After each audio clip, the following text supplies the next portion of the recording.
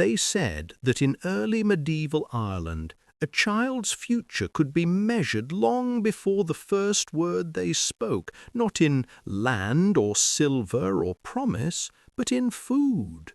Not what they chose to eat, but what they were given, and what they were denied. Across the hills of Munster and the cold plains of Connacht, children left the homes where they were born and walked, or were carried, into the houses of other families, not as servants, not as captives, but as part of a custom older than memory, a bond between clans that shaped loyalty, inheritance, and survival. It was called fosterage. And once a child crossed that threshold, their life changed in ways that the laws of Ireland counted with unsettling precision. Some received fresh butter, pale and soft, churned from the milk of cows that followed the family like walking dowries across the fields. Others were handed salted curds, hard, sharp on the tongue, meant to last through lean days. Some tasted honey in the mornings, others would never taste it at all. The Brehon laws did not hide this. They wrote it plainly. A child's worth could be read in the bowl placed before them. A noble child could expect yolks, warm milk, soft cheeses. A common child, coarse grains and whatever salted meat the household could spare. And somewhere in that quiet divide between fresh and salted, between soft and coarse, their place in the world was fixed. Most societies hid their hierarchies behind rituals or words. Medieval Ireland did not. It fed them to its children, one meal at a time. In early medieval Ireland, food was not simply nourishment, it was measurement. The Brehon laws, the legal backbone of Irish society, told people how to inherit land, how to settle disputes, how to marry, how to owe loyalty, and how to eat. Every household, from the poorest tenant to the chieftain in his timber hall, lived within a framework that treated food not as a personal choice, but as a social echo of who you were. Grain came first.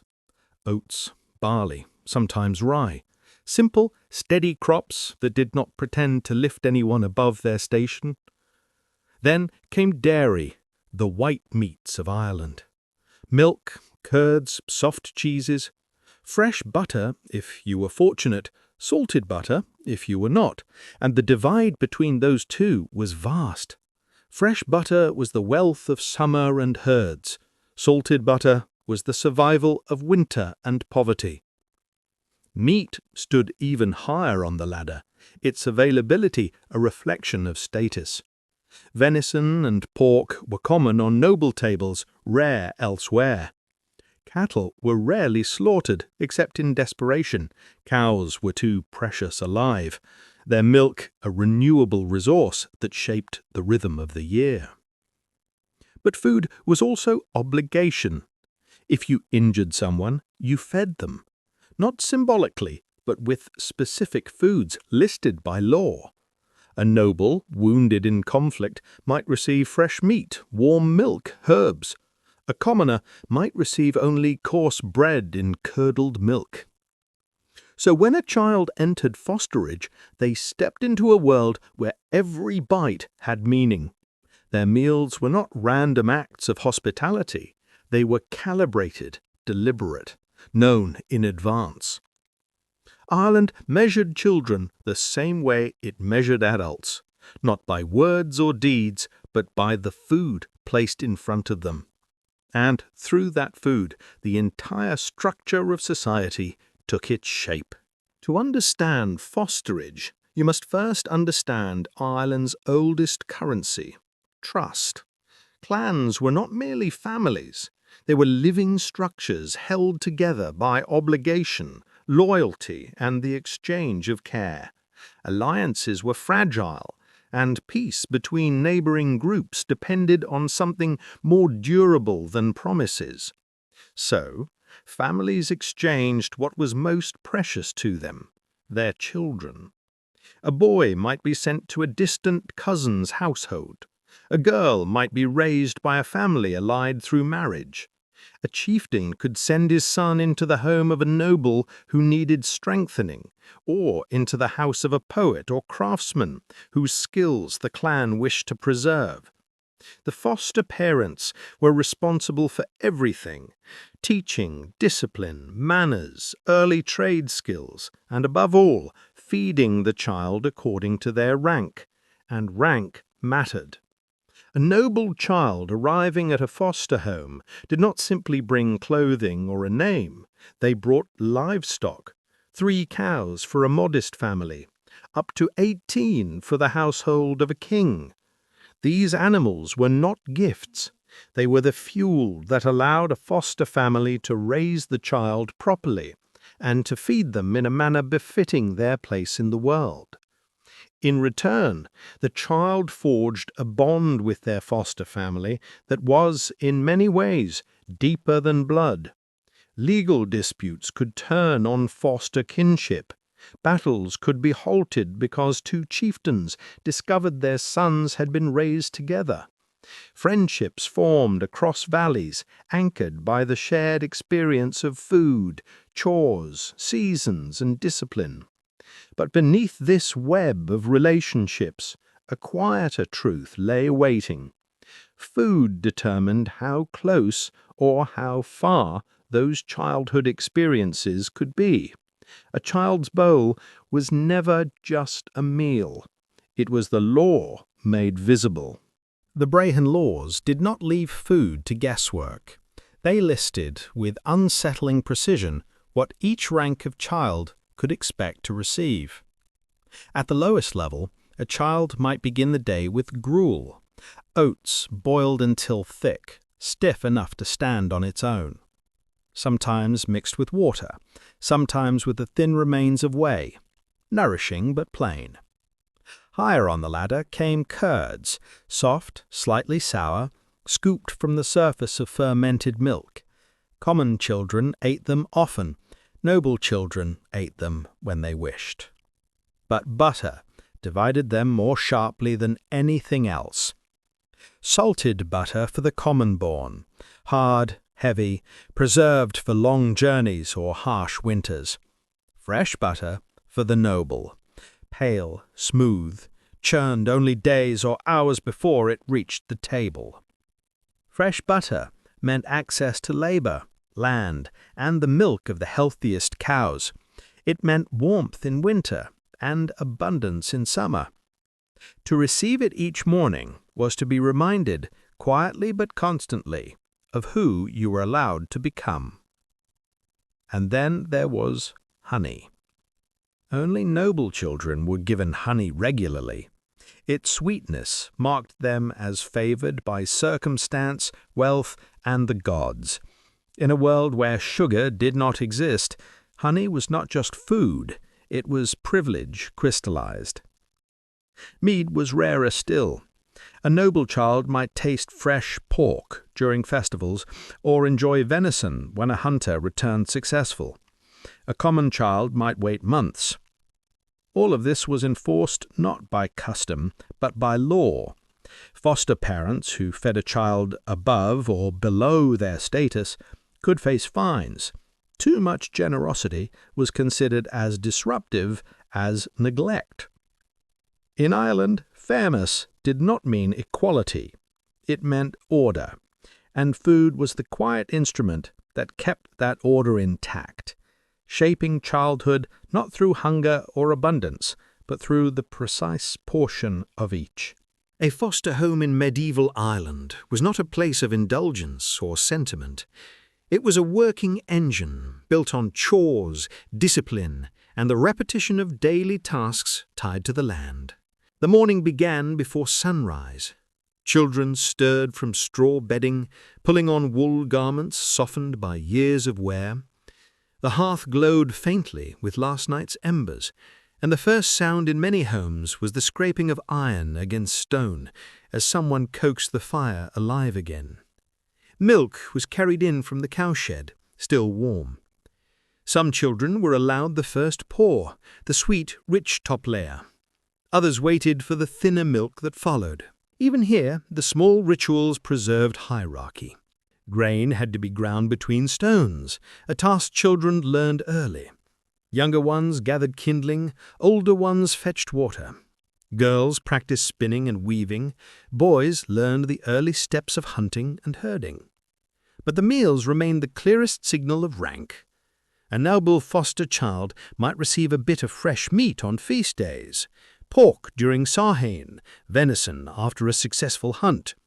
A common child might be offered only the broth, thin but warm. And yet, despite the formality of these rules, fosterage created bonds stronger than many modern families imagine. A child raised in a foster home called their foster parents father and mother. Their foster siblings became lifelong allies. When disputes arose between clans, foster bonds often held the balance. Men hesitated to raise swords against those who had shared their childhood meals, even when those meals were unequal. Fosterage was not designed to erase difference. It was meant to preserve it, while binding families together tightly enough to survive war, famine, and shifting alliances. Food, once again, was the thread that stitched those ties in place. Illness in medieval Ireland did not strike quietly. Without herbalists, monks, or skilled women of the household, a simple fever could unravel a family's stability. And when sickness touched a child, the law intervened with surprising clarity. A sick child could not eat salted meat. Honey was forbidden. Whale meat, prized by some coastal settlements, was strictly banned. Horse meat, too, considered heavy and unsuitable for an unbalanced body. The idea was simple. Certain foods were believed to disrupt the state of a child, unbalancing heat and cold, strength and weakness. But behind these beliefs was a deeper logic. Food was medicine, and the wrong meal could be a setback in a world without physicians. In some cases, the laws demanded that a pregnant woman or a sick child be fed before anyone else, and that the household provide whatever food the healer prescribed. A husband who failed to feed his pregnant wife could be fined. A foster parent who neglected a sick foster child could lose cattle or land. Stories from the age reveal how seriously people took these rules. In one tale recorded in the life of St. Patrick, a pregnant woman claimed she would die unless she ate a certain herb she had seen in a vision. Patrick himself, the story goes, transformed ordinary rushes into the herb she craved, often interpreted as leeks or chives. The tale is miraculous, yes, but it captures something true, that food in early Irish thought was not just sustenance, but destiny. A child offered the wrong meal could slip further into illness. A child given the right one could recover their strength. Meals were small decisions carrying enormous weight. Even in sickness, Ireland fed its children by rank, but always with purpose. Not all children were raised in farmhouses or chieftains' halls. Some spent their youth within monasteries, places where food was both spiritual test and a daily chore. Monks in medieval Ireland lived by rules that wove discipline and humility into every meal. One abbot, Mulruan of Tullacht, famously declared that no flesh meat was eaten in his monastery unless it came from deer or wild boar, animals hunted, not raised. Ale was allowed, as was whey water, the pale liquid left after curds were strained. But even these simple drinks came with instruction. Monks were told to sip slowly, lest the pleasure of drinking overwhelm spiritual focus. Children raised in these monasteries learned early that appetite was something to govern, not indulge. Food was fuel for prayer, nothing more. Meals took place at long wooden tables, often in silence. A child of noble birth might still receive better portions, but even then the hierarchy flattened slightly beneath the weight of monastic rule. The focus was not on privilege, but on obedience. Still, monasteries contributed something deeper to Irish food culture: written memory. While household traditions passed orally, monks copied poems, legends, and legal tracts describing how food shaped the world outside their walls. They preserved tales of famine, ritual feasts, and the strange customs of fosterage, including what each child should receive. Without these scribes, much of what we know today about medieval Irish food, from salted butter to honeyed feasts, would have vanished. In the quiet halls of Ireland's monasteries, children learned that eating was not only an act of survival, but an act watched by heaven. Not every year was generous. Ireland suffered frequent famines, and the poorest always felt them first. Historical accounts speak of years when grain failed, when cattle died, when storms ruined harvests in every province. People sold their tools, their land even, in darkest moments, their family members for food. One chronicle describes a famine so severe that a man would sell his son and daughter for sustenance, and another tells of people eating dogs and even each other. In these years, fosterage became a fragile promise. A household that had once been able to feed a noble child might suddenly struggle to feed its own. Salted meats ran out. Butter stores vanished. The hierarchy of meals bent under the weight of necessity. But even famine revealed how deeply food shaped social worth. When a household could no longer fulfill its obligations, the laws responded, demanding restitution, or compensation in cattle, or the redistribution of children to other foster families. Food was the reason these systems collapsed, and food was the reason they were rebuilt.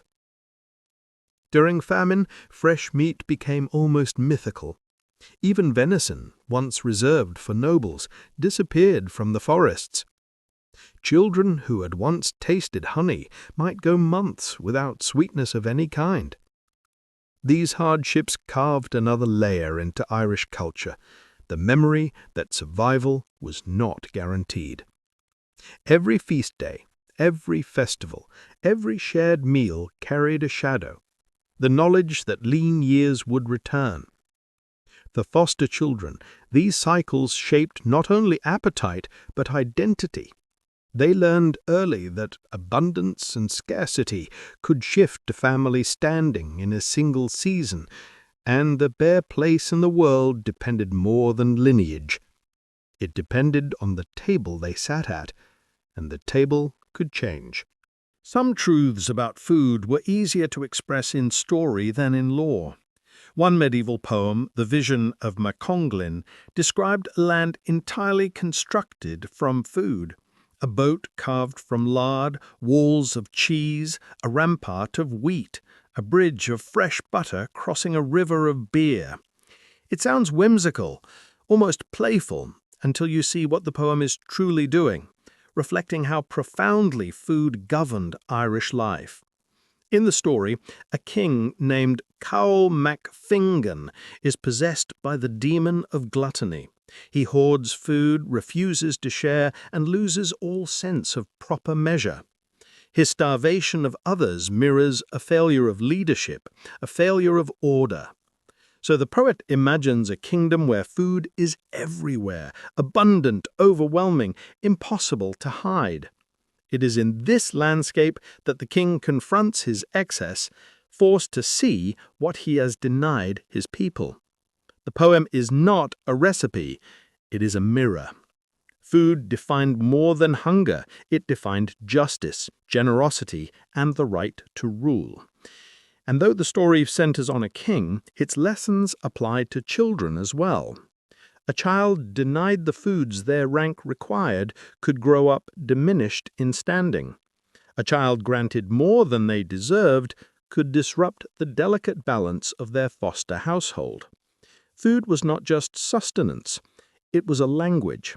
One island spoke fluently, and one that shaped its stories as much as its laws. When monks copied poems like this, they preserved not fantasy, but the worldview of their people. That what you ate marked who you were, and that society could collapse if that balance went wrong. Even a kingdom made of food understood that. Cows shaped Ireland more than kings did. They were currency, dowry, inheritance, wealth, and survival. To own cattle was to own the future.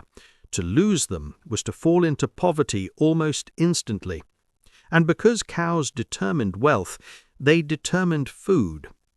Butter, especially fresh butter, required labor, space, and good pasture. Only families with strong herds could produce it regularly, which meant only families with standing could offer it to their children or foster children. Salted butter, on the other hand, became the food of those who had to stretch limited resources across long winters. Hard, waxy, and sometimes buried in peat bogs to preserve it, it was a symbol not of poverty, but of necessity. Bog butter from those centuries still survives today. Pale, waxy blocks retrieved from dark soil, the forgotten wealth of an age that valued preservation above indulgence. Meat, too, signaled power.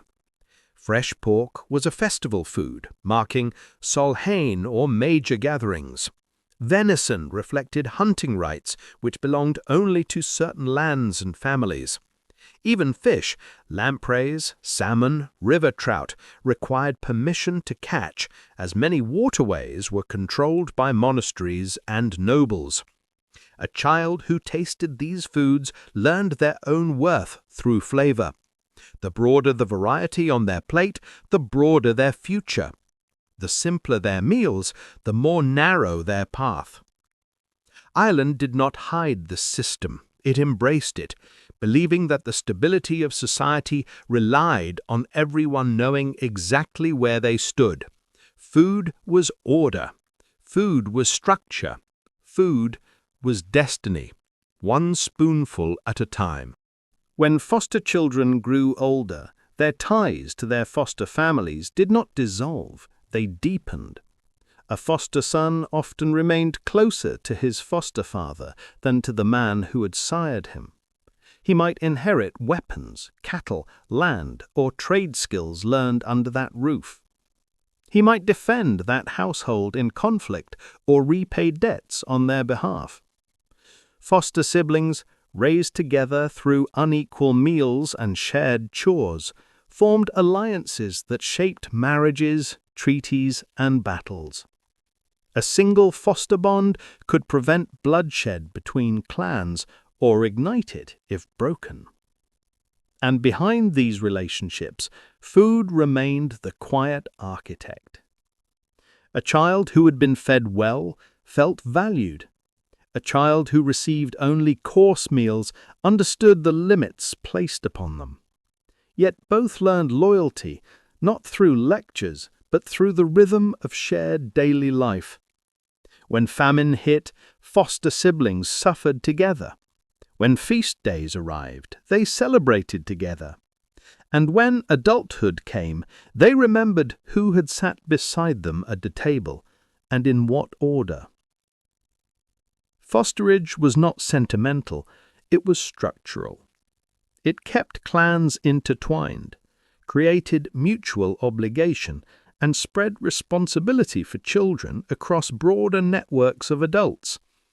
In many cultures, childhood ends with separation. In early medieval Ireland, childhood began with it. But the separation built bridges, not walls. A foster child might leave their birth parents behind, but in exchange they gained a second home, a second set of parents, and a place in a system that defined the island for centuries. The meals they ate there, humble or lavish, salted or fresh, stayed with them as long as the bonds did. In medieval Ireland, a child did not grow alone. They grew within circles of kin, of clan, of law, of expectation, and each circle fed them differently. Some tasted fresh butter in warm kitchens, learning from their first breath that the world would favor them. Others grew up on salted curds and coarse grains, discovering early that life demanded resilience before comfort. Yet all were shaped by the same belief, that food was more than sustenance. It was instruction. A boy who stirred a pot of porridge beside a foster sibling learned cooperation before he learned letters. A girl who churned butter under the eye of her foster mother learned patience, rhythm, and the value of labor. A child who tasted honey for the first time felt not luxury, but belonging.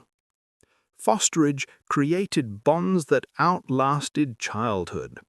Meals became memories, and memories became loyalty. Loyalty strong enough to outlive leaders season after season. Today, the world that shaped those customs has vanished. The Brayon laws lie silent in manuscripts, the herds have thinned, the old households have returned to earth. But the idea remains that a society can be read in its food, and that a child's place within it can be traced quietly through the meals they were given.